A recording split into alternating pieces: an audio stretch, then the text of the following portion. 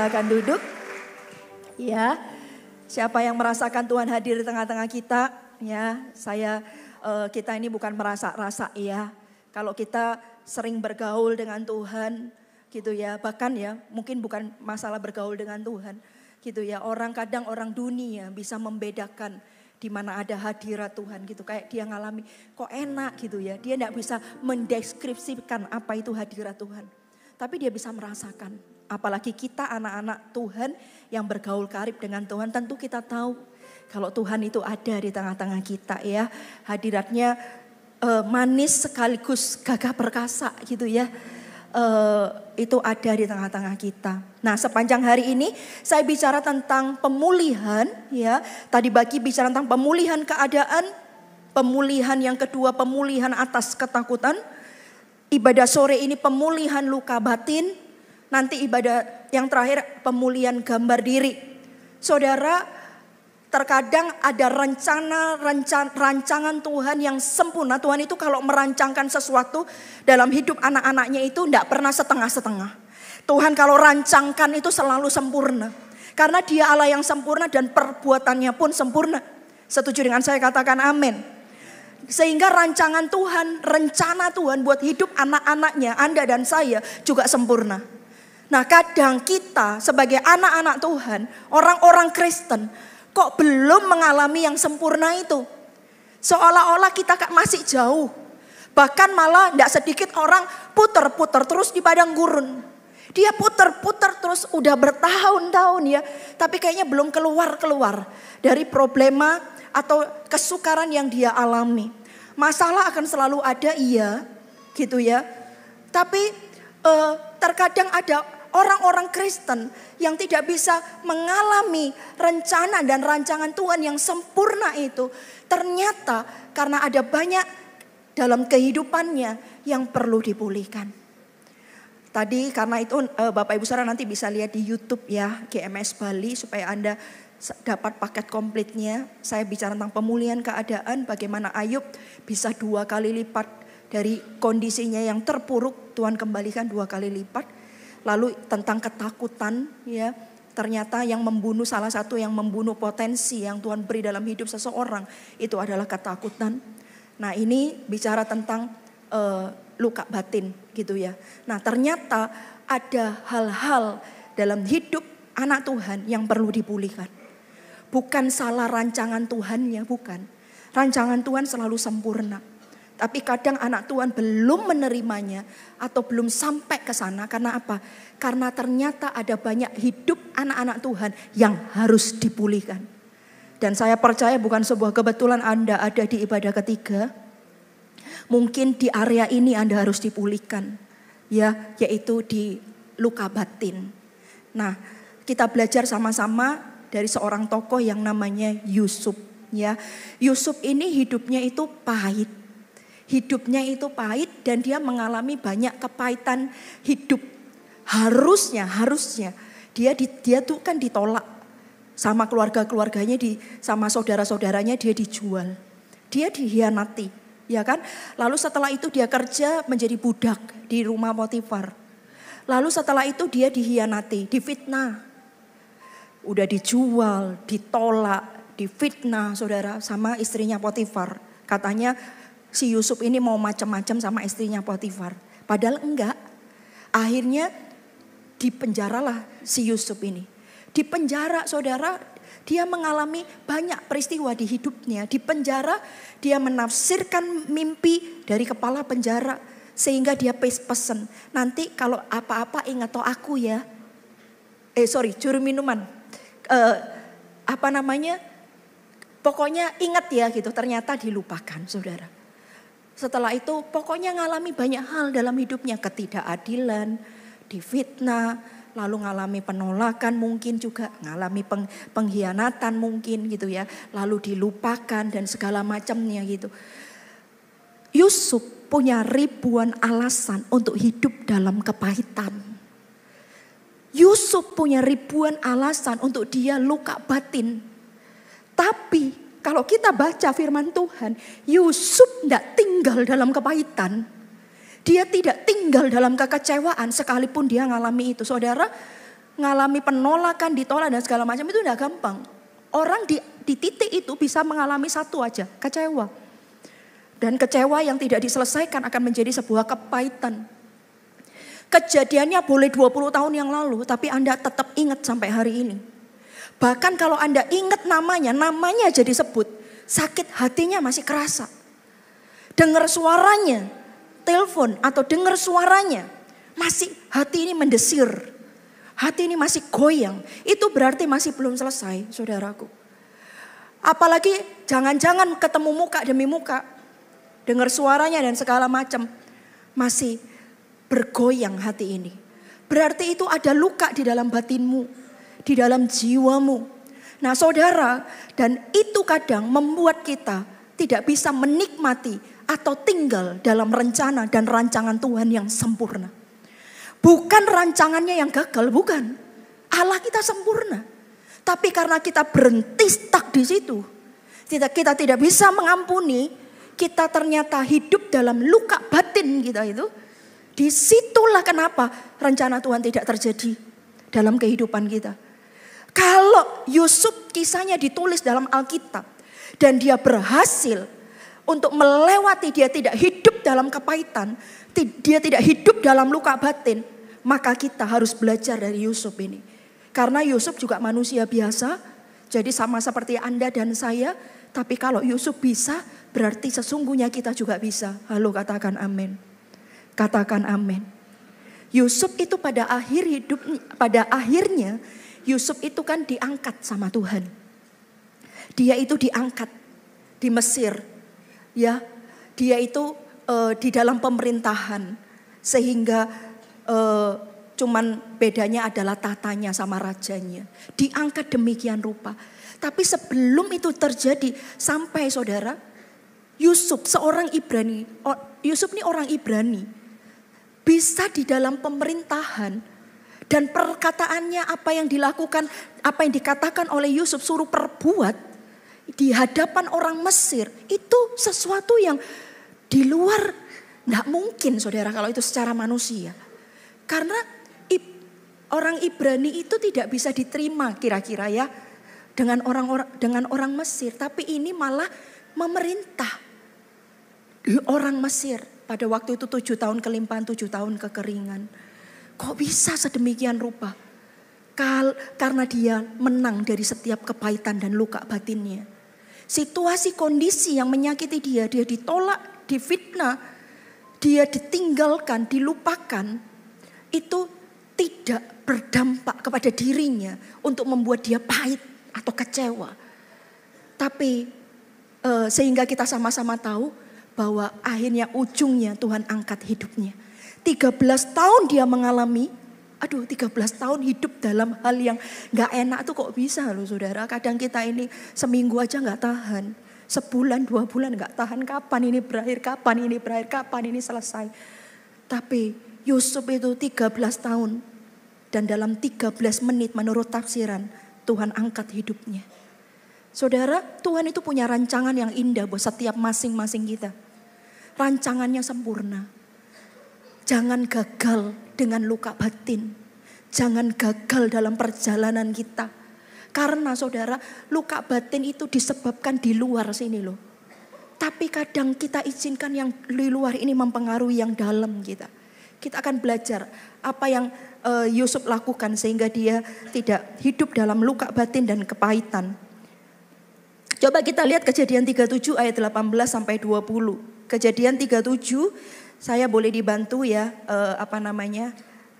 karena ayatnya agak banyak. Kejadian 37 ayat 18 sampai 20. Dari jauh ia telah kelihatan kepada mereka, tetapi sebelum ia dekat pada mereka, mereka telah bermufakat mencari daya upaya untuk membunuhnya. Ini Yusuf ini mau dibunuh sama saudara-saudaranya. Ini ya ayat-ayat yang akan kita baca ini yang dialami oleh Yusuf.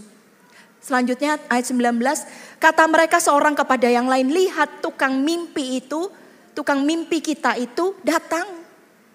Lalu berikutnya, sekarang marilah kita bunuh dia. Dan kita lemparkan ke dalam salah satu sumur ini. Lalu kita katakan seekor binatang buas telah menerkamnya. Dan kita akan lihat nanti bagaimana jadinya mimpinya itu. Dia disakiti oleh saudara-saudaranya sendiri. Dibuang ke dalam sumur. Maunya dibunuh tapi akhirnya dibuang ke dalam sumur. Coba kita lihat lagi Kejadian 39 ayat 1 sampai 2. Kejadian 39 ayat 1 sampai 2. Adapun Yusuf akhirnya dijual gitu ya. Adapun Yusuf telah dibawa ke Mesir dan Potifar, seorang Mesir pegawai istana Firaun, kepala pengawal raja, membeli dia dari tangan orang Ismail yang telah membawa dia ke situ. Habis ditolak sama keluarganya, saudara-saudaranya, dia ngalami yang namanya menjadi budak di rumah Potifar. Coba ayat yang kedua. Dikatakan begini, tetapi Tuhan menyertai Yusuf sehingga ia menjadi seorang yang selalu berhasil dalam pekerjaannya. Maka tinggallah ia di rumah tuannya, orang Mesir itu, jadi budak. Berikutnya lagi, apa yang dialami oleh Yusuf, Kejadian 39 ayat 20. Dikatakan demikian. Lalu Yusuf ditangkap oleh tuannya. Nah ini udah difitnah sama istrinya Potifar. Akhirnya dia ditangkap. Lalu Yusuf ditangkap oleh tuannya dan dimasukkan ke dalam penjara. Tempat tahanan-tahanan raja dikurung. Demikianlah Yusuf dipenjarakan di sana. Difitnah saudara. Lalu lihat apa yang terjadi Kejadian 40 ayat 23. Kejadian 40 ayat 23 ketika dia menafsirkan mimpi juru minuman. Tetapi Yusuf tidaklah diingat oleh kepala juru minuman itu. Melainkan dilupakannya. Difitnah, dilupakan. Banyak yang dialami oleh Yusuf. Tapi kalau kita baca semua ayatnya, Yusuf tidak tinggal dalam kepahitannya. Yusuf tidak tinggal dalam luka batinnya. Saudara, hari ini kita bisa ngalami ini semua. Hari ini apakah kita masih tinggal di sana? Ini sudah tahun 2025. Hari Minggu, tanggal berapa ini ya hari ini ya? 12 Oktober 2025. Tapi orang yang hidup dalam kepahitan, dalam kekecewaan, tubuhnya, jiwanya, rohnya bisa di tahun ini. Tapi dia masih terbelenggu di tahun-tahun yang lalu. Ketika dia disakiti oleh orang itu. Ketika mungkin dia mengalami penolakan, difitnah. Engkau sakit hatimu. Dan kau tidak bisa lepas. Tidak heran rencana Tuhan, rancangan Tuhan yang sempurna itu tidak kita bisa alami. Bukan salah Tuhannya. Tapi kita perlu bebas dulu dari setiap luka batin itu. Supaya rancangan Tuhan sempurna terjadi dalam hidup kita. Kasih tepuk tangan yang paling meriah buat Allah kita. Yang pertama, apa yang kita pelajari dari Yusuf? Yang pertama, Tuhan ada di setiap musim kehidupan kita. Tuhan itu ada. Kalau Anda baca ya, banyak ayat, saya tidak bacain semua, tapi saya buka di Kejadian 39 ayat 2. Tetapi Tuhan menyertai Yusuf sehingga ia menjadi seorang yang selalu berhasil dalam pekerjaannya. Maka tinggallah ia di rumah tuannya, orang Mesir itu. Dimanapun dia selalu disertai Tuhan. Dan semua yang di tangannya dibuat berhasil. Selalu ayat itu ngomong begitu saudara. Yusuf tidak membiarkan perasaannya menentukan imannya. Dia tidak biarkan perasaannya menentukan imannya. Sekalipun ditolak dan dibuang, ia tetap percaya bahwa Tuhan tidak meninggalkannya. Fokus Yusuf bukan kepada siapa yang menyakiti aku, tetapi apa yang Tuhan mau ajarkan kepadaku di musim ini. Wow, ini luar biasa. Dia tidak fokus kepada siapa yang menyakiti aku, orang itu, saudaranya, itu istrinya Potifar. Dia tidak fokus kepada orang yang menyakiti dia. Tapi fokusnya adalah ada apa di balik ini. Tuhan sedang mau ajarkan apa. Apa yang Tuhan mau ajarkan dalam musim hidupnya yang kali ini.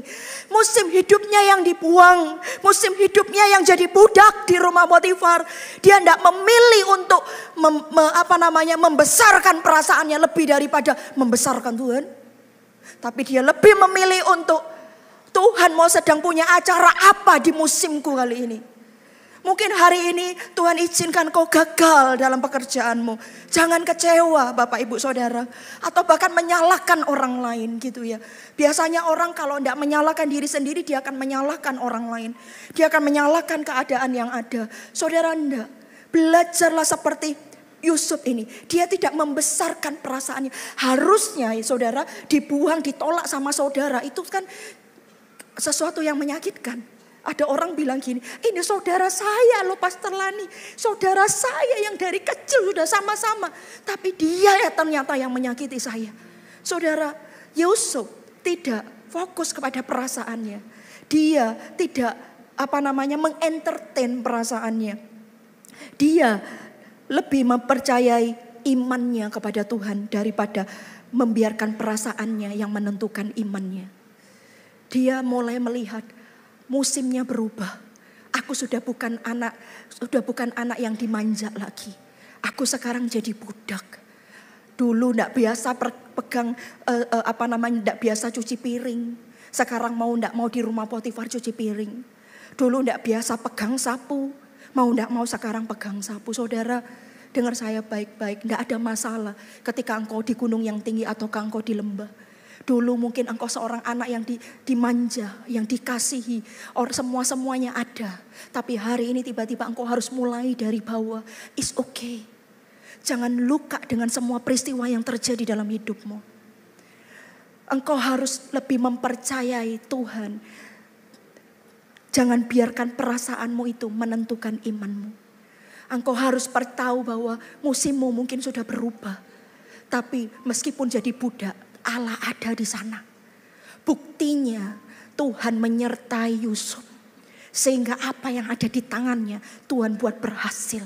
Kalau orang kecewa, kalau orang luka, tidak mungkin ada penyertaan Tuhan. Tidak mungkin ngelihat apa yang di tangannya bisa jadi. Dia tidak luka, dia tidak kecewa. Dia menaruh imannya bahwa musimku sudah berubah. Lalu ketika dia mulai difitnah, saudara, mungkin dia mikir kok tidak mari-mari. Lalu difitnah lagi sehingga dia masuk penjara. Tapi ketika di penjara Anda bisa baca juga Tuhan menyertai dia. Tuhan menyertai dia sehingga dia bisa menafsirkan juru minuman raja, mimpinya. Tuhan tidak tinggalkan dia. Orang kalau tidak hidup dalam kepahitan, orang tidak hidup dalam kecewa, ada penyertaan Tuhan. Halo, katakan amin. Penyertaan itu yang menuntun kita, saudaraku. Penyertaan itu yang memampukan kita. Musimnya berubah. Aku sudah tidak jadi budak lagi. Jadi tahanan, lebih bawah lagi, saudara. Jadi budak, oke. Memang ditawan oleh tuannya. Tapi jadi penjara. Dia sudah, kalau mungkin itu berapa 3 kali 3, ya cuman itu 3 kali 3 tempatnya dia. Lebih bawah lagi. Lebih jatuh lagi ke bawah. Ibaratnya kamu sudah jatuh tertimpa tangga pula. Tapi dia tetap memilih untuk tidak pahit. Dia memilih untuk tetap tidak mau hidup dalam kecewa, saudara. Fokusnya bukan siapa yang nyakitin aku. Tapi apa yang Tuhan mau ajarkan di dalam hidupku di musim ini. Saudara, kalau engkau sibuk cari siapa yang menyakiti aku, kau tidak akan pernah bisa selesai. Karena apa? Karena bukan itu intinya. Tapi kadang ya saudara bisa pakai orang-orang di sekitar kita. Bahkan orang yang paling dekat dengan kita bisa menyakiti kita. Tapi intinya bukan siapa yang menyakitimu. Tapi apa yang Tuhan mau sedang kerjakan di balik ini semua. Saudara, Yusuf mungkin tidak tahu bahkan dia akan menjadi salah satu yang Tuhan angkat hidupnya dalam pemerintahan. Di hadapan orang-orang Mesir. Orang Ibrani bisa memerintah di hadapan orang-orang Mesir. Kata-katanya Yusuf dengerin, kata-katanya Yusuf lakukan gitu. Mungkin dia tidak pernah punya bayangan itu.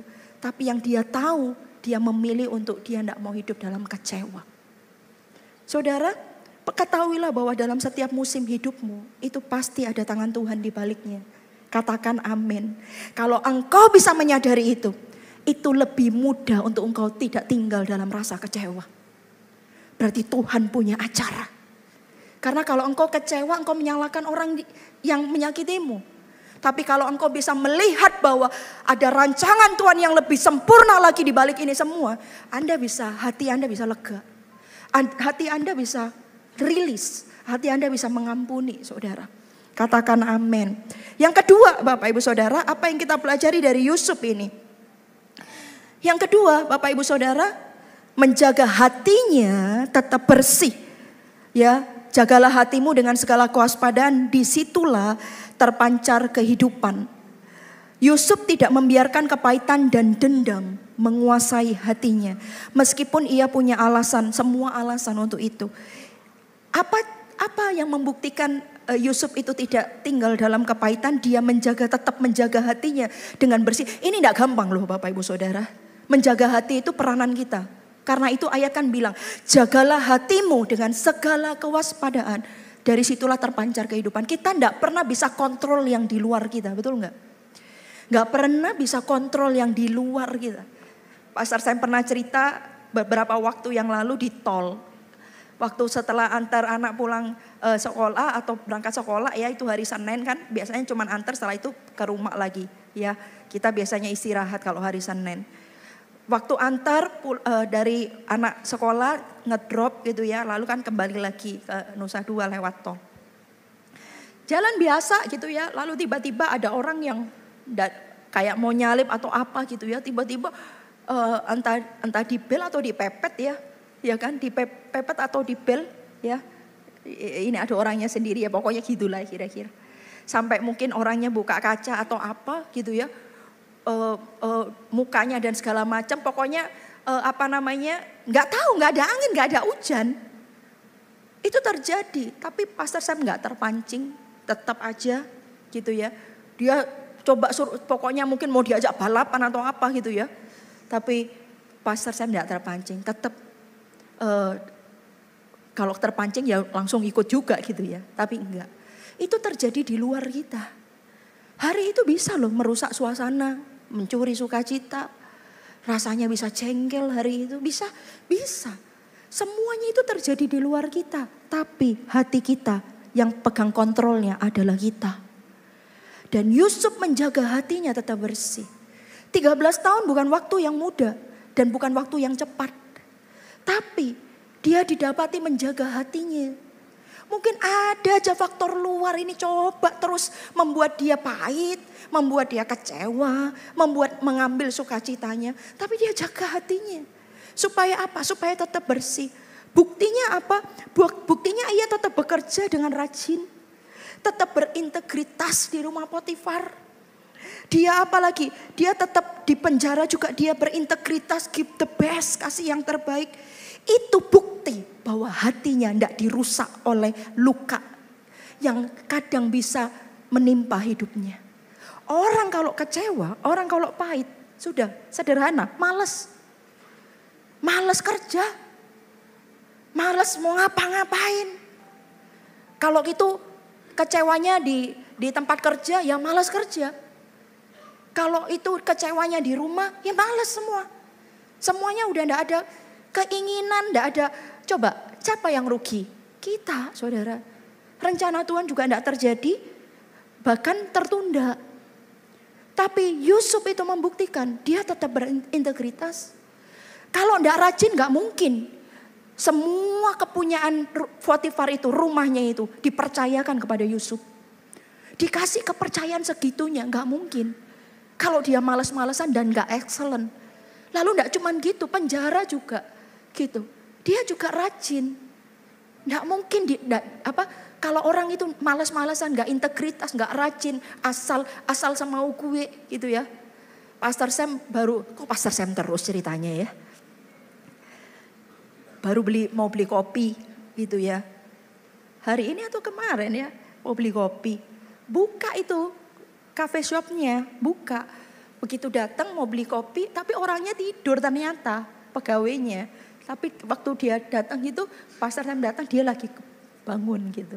Lalu dia bilang gini, tutup kafenya. Ya udah tidur lagi saudara. Ya mungkin dia lagi baru lemburan ya, nggak tahu ya saudara ya. Tapi maksudnya kalau Yusuf ini enggak gini. Dia rajin, dia berintegritas, dia give the best, itu membuktikan bahwa dia tidak tinggal dalam luka. Orang luka tidak produktif saudara. Orang luka kecenderungan apa? Menyendiri. Orang luka itu kecenderungan apa? Dia tidak mau interaksi sama orang. Karena dia takut dilukai lagi. Dengar baik-baik. Semua luka yang timbul itu terjadi di luar kita. Itu terjadi di sini saudara. Tugas kita, jagalah hatimu dengan segala kewaspadaan. Jangan izinkan yang di sini itu masuk dalam hatimu. Jaga hatimu ini. Yang pegang kuncinya, yang pegang remote-nya, itu adalah kita. Karena itu jangan izinkan. Sekalipun kau mengalami penolakan sekalipun engkau dibuang mungkin sama seperti Yusuf. Engkau anak yang tidak diinginkan. Begitu besar ini loh orang tuamu baru cerita. Ternyata ini bukan orang tua kandungmu mungkin. Mungkin ternyata dia cerita bahwa kamu adalah married by accident. Dulu kamu pernah dibuang dan segala macam. Kamu kaget dengar itu semua. Jangan izinkan yang di luar ini masuk di dalam hatimu dan merusak hatimu. Kuncinya ada di kita. Jaga hati tetap bersih. Karena dari situlah terpancar kehidupan. Mungkin yang kita alami boleh tidak baik. Tapi hati harus tetap baik. Hati harus tetap benar. Hati harus tetap bersih. Setuju dengan firman Tuhan, katakan amin. Kasih tepuk tangan yang paling meriah buat Allah kita. Kemenangan atas luka batin bukan hanya saat kamu dibebaskan. Tapi saat kamu tidak membiarkan luka itu membentuk siapa kamu. Saudara, jangan biarkan luka membentuk siapa kita. Saya enggak tahu, saya lupa ya kapan ya, tapi deket-deket kok ya. Waktu itu enggak sedang konseling tentang masa lalu, enggak. Tapi waktu selesai ngobrol dan segala macam, ayo kita doakan. Saya dengan Pastor Sam, saya doa. Saya ingat masih nyanyi ini, apa? Bapa, sentuh hatiku, ubah hidupku menjadi yang baru, bagai emas yang murni. Kau membentuk bejana hatiku. Bapa, ajarku mengerti sebuah kasih yang selalu memberi bagai air mengalir yang tiada pernah Saya lupa tepatnya saya ngomong apa, tapi tiba-tiba saya bisa masuk ke masa lalu orang ini. Dan saya bilang, hari ini mungkin kayaknya hidupmu jadi keras.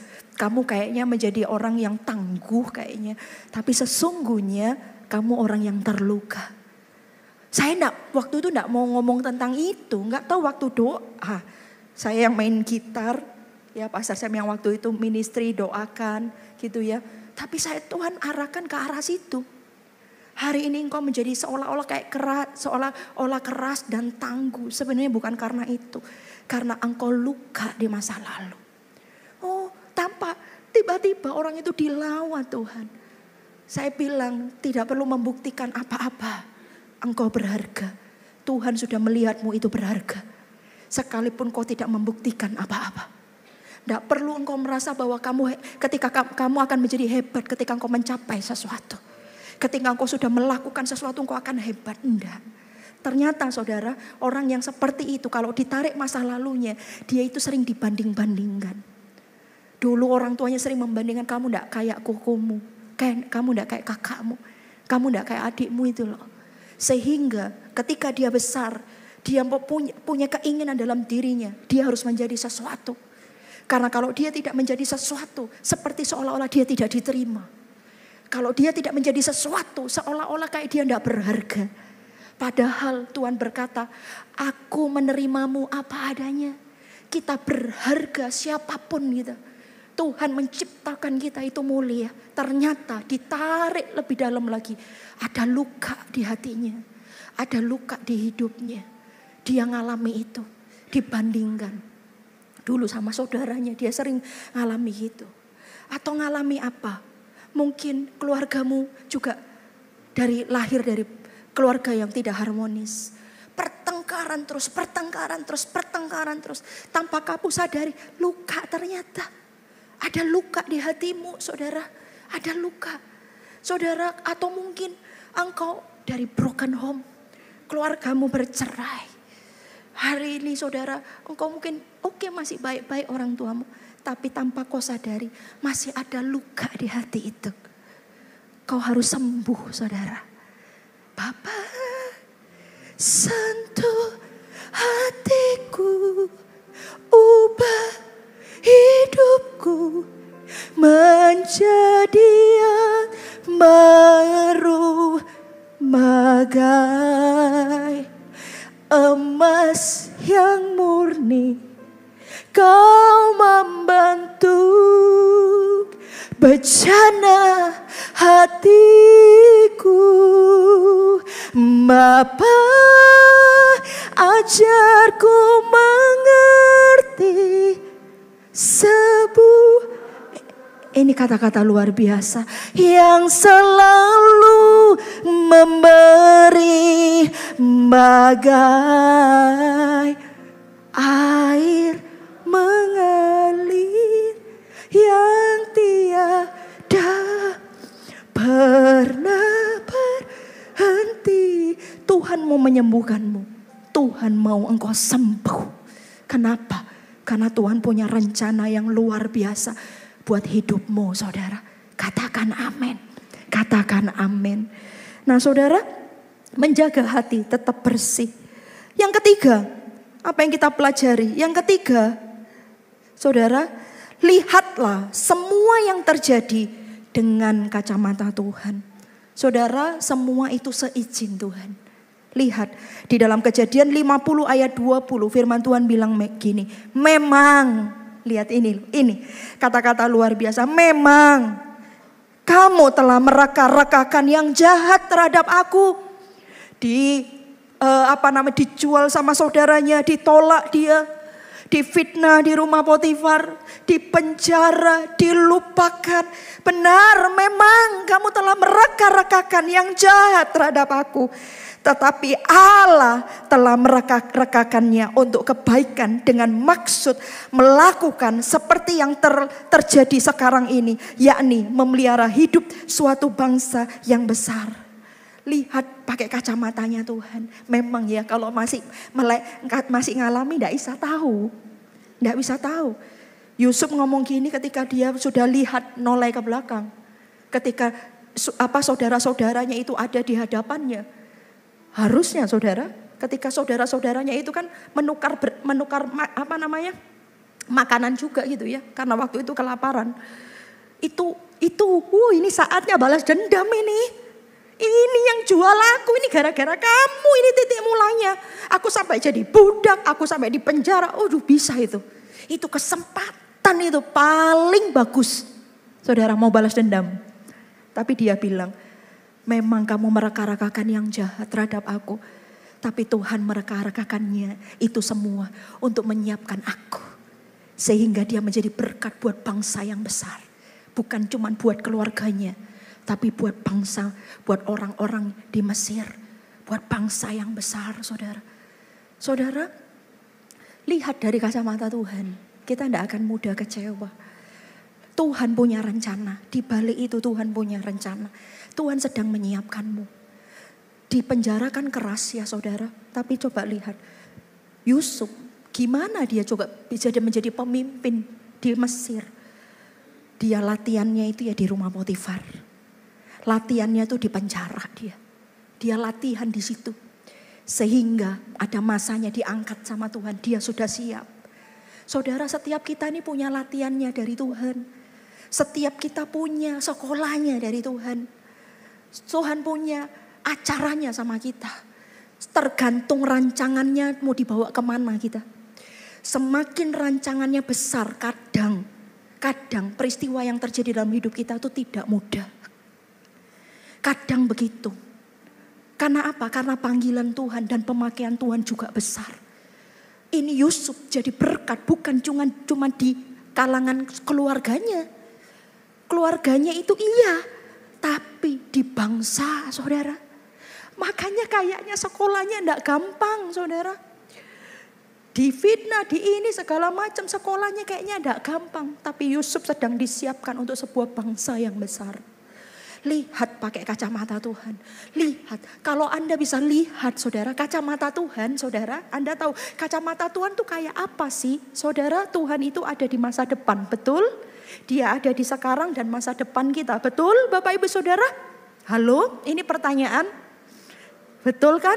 Kita ada sekarang, kita tidak bisa lihat masa depan. Kita tidak bisa lihat masa depan. Kita adanya di sekarang. Roh jahat masa lalu. Dia makanya kalau selalu mau jatuhkan kita, masa lalu kita dikorek-korek atau dia datang dengan dosa masa lalu, kejatuhan masa lalu, dia kan selalu datang gitu. Tapi Tuhan itu ada di sekarang dan ke depan. Pakai kacamata Tuhan, itu apa? Engkau bisa lihat jauh ke depan. Engkau tidak akan kalah di engkau hari ini. Tapi engkau bisa lihat jauh ke depan. Bahkan bisa 5-10 tahun ke depan. Mungkin samar-samar yang kamu lihat. Tidak sejelas waktu itu Yusuf lihat, oh aku nanti akan berdiri di depan orang-orang Mesir itu. Enggak, mungkin tidak sejelas itu dia lihatnya. Tapi yang saya tahu dia lihat hidupnya sendiri pakai kacamatanya Tuhan. Yang dia lihat bukan hari ini saudara. Tapi yang dia lihat adalah waktu-waktu ke depan. Kalau engkau bisa melihat hidupmu bukan hanya sekarang. Kalau engkau cuma lihat sekarang, engkau akan mudah kecewa saudara. Kau tidak bisa lihat di depan. Apa yang membuat orang bisa tetap melangkah? Karena dia ada pengharapan. Pengharapan kan selalu di depan. Kacamata Tuhan itu bisa melihat engkau di depan. Simon Petrus, engkau bukan lagi menjadi penjala ikan, engkau menjadi penjala manusia. Yesus itu ketika ketemu sama Petrus itu, Simon Petrus itu tidak lihat Simon Petrus hari itu saudara. Dia lihat ke depan. Ketika Tuhan juga ngomong kepada Musa, Tuhan tidak lihat Musa hari itu. Hari itu Musa biasa menggembalakan kambing domba mertuanya. Yitro, orang biasa menggembalakan kambing domba karena dia itu lari di tanah Midian sebagai pendatang. Tapi di tengah-tengah itu Tuhan datang lewat api yang tidak membakar semak belukar itu. Dan Tuhan mengutus Musa. Tuhan melihat Musa bukan hari itu. Kalau Tuhan lihat Musa hari itu, dia masih di padang gurun. Dia masih menggembalakan 2-3 ekor kambing domba. Musa yang berat lidah gagap. Tuhan tidak lihat itu.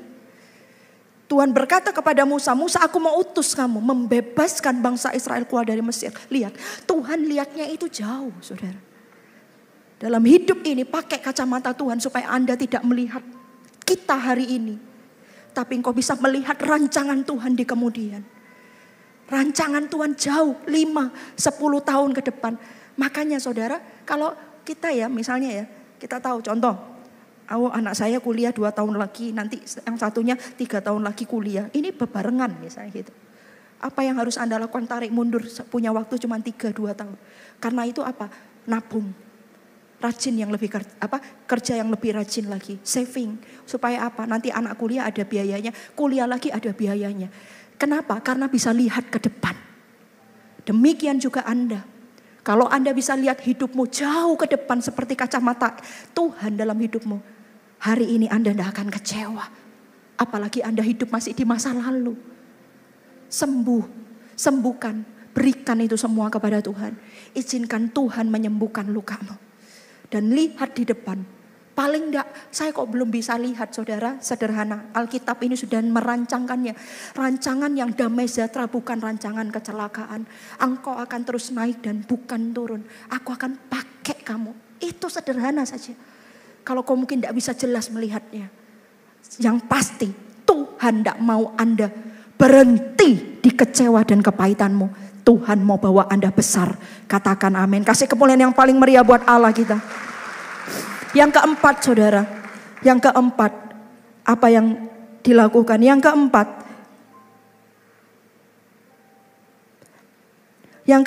Pilihlah untuk mengampuni. Pilihlah untuk mengampuni. Saudara, Yusuf tidak membalas kejahatan saudara-saudaranya. Ia tidak menggunakan kekuasaannya untuk menghukum, tetapi memberi makan dan menolong mereka. Ia memilih mengampuni, bukan menghakimi, mengadili.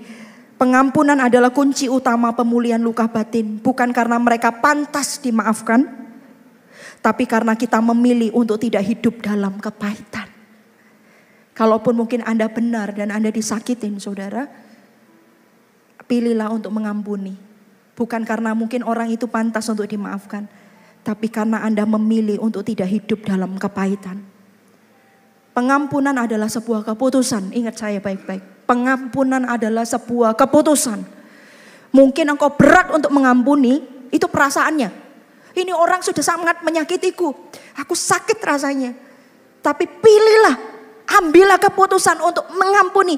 Karena pengampunan bukan perasaan. Kalau perasaan Anda tidak mampu, Anda tidak bisa. Tapi pengampunan adalah sebuah keputusan. Karena itu ambillah keputusan untuk mengampuni. Dan pengampunan itu Anda sedang dibebaskan dari setiap belenggu roh jahat di dalam hidupmu, saudara. Pengampunan itu kuncinya. Kasih Tuhan memulihkan, kasih Tuhan memperbarui,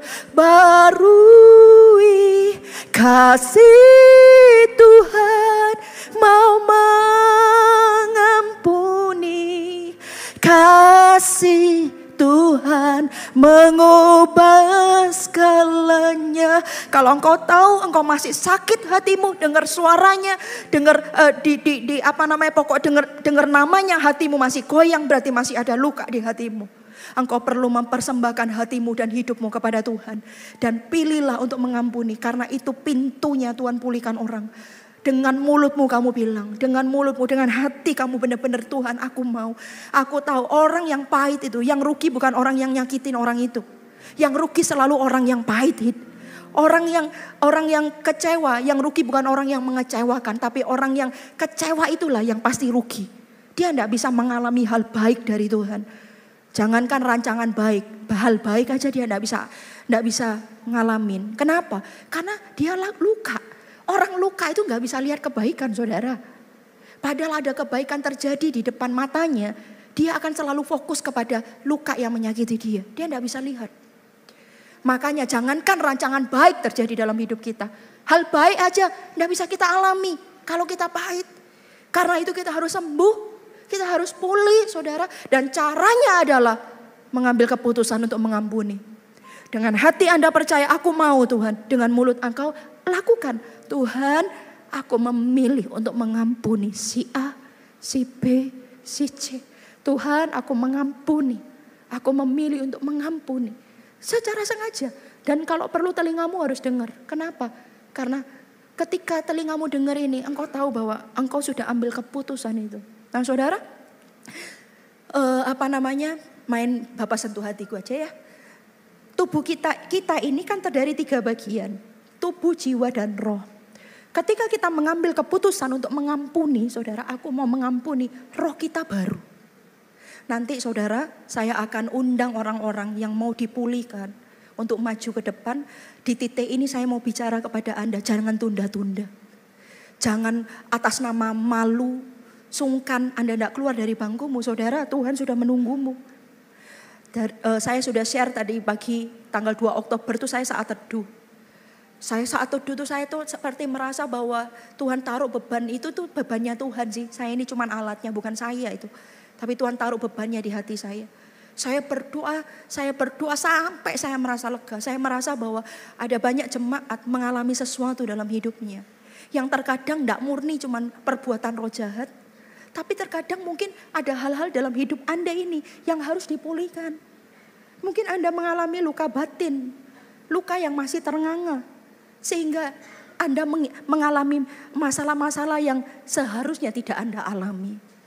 Hari ini saya sudah janjian sama Roh Kudus. Setiap orang yang mau dipulihkan harus keluar dari bangkunya dan maju ke depan. Dan Tuhan sudah menunggu Anda di sini. Untuk memulihkan hidupmu. Membuat engkau menjadi baru, saudara. Tubuh, jiwa, roh. Ketika Anda mengampuni, aku ngampuni orang ini. Rohmu baru. Nanti ketika didoakan, rohmu baru. Setan, roh kepahitan, kecewa yang membelenggumu itu sudah lepas. Detik itu juga yes. Tapi jangan lupa ada tubuh, jiwa, dan roh. Rohnya udah baru, jiwanya belum. Berapa lama Anda disakiti? Kalau dari semenjak engkau kecil, sekarang udah umur berapa? Mungkin 30 tahun? Mungkin 40 tahun? Seluka itu jiwamu, saudara. Nah, kalau rohnya langsung baru seketika itu. Tapi jiwanya belum.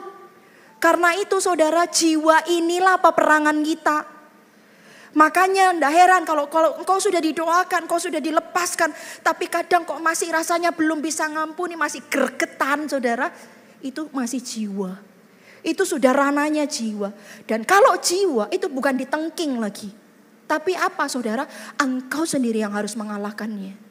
Engkau yang harus berkata kepada jiwamu lewat firman Tuhan, aku sudah sembuh, aku sudah baru, aku sudah mengampuni. Sehingga apa? Sehingga jiwamu bisa pulih. Orang luka batin sama kayak luka fisik.